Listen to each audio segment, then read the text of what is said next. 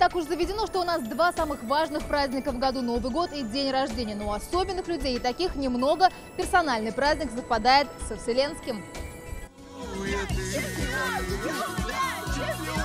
История рождения под бой курантов совсем не выдумки сценаристов. Ведь ребенок сам выбирает, когда появиться на свет. Смотрите, как я держу подарок. Крепко-крепко. А подарок от родителей был один – и ко дню рождения, и на Новый год. Но обиды не было, говорит депутат Артем Прокофьев. Внимание в этот день двойное. С раннего утра обрывается телефон. Хороший повод в ответ поздравить с наступающим. Это скорее плюс, чем минус, потому что настроение у всех праздничное, да, то есть все в таком приподнятом настроении. Мне кажется, в этом смысле даже 1 числа, у кого день рождения, это для них, наверное, в этом смысле тяжелее, да, потому что я не думаю, что 1 числа у всех приподнятое настроение, бывает по-всякому.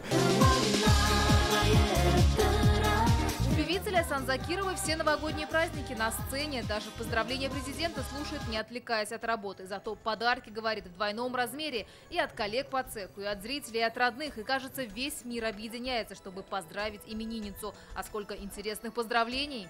Исполняли красивую песню, лирическую песню. В этот момент меня кто-то поднимает на руки, уносит за кулисы, преподносит бокал шампанского, но я уже узнаю, кто это, осыпает меня поцелуями и в концу песни возвращает меня на сцену.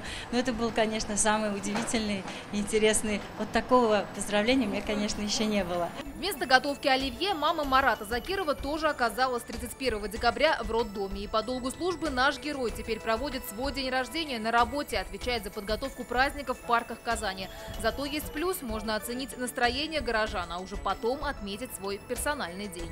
Вечером все-таки стараемся в новогоднюю ночь вместе с семьей за одним столом встретить этот праздник.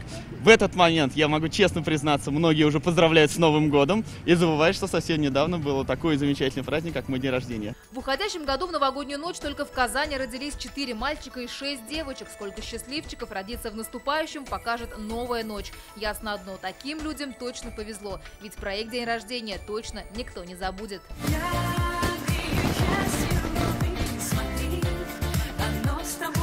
Анна Городнова, Андрей Сентайза, Данил Филатов, Игорь Романов, ТНВ, Казань.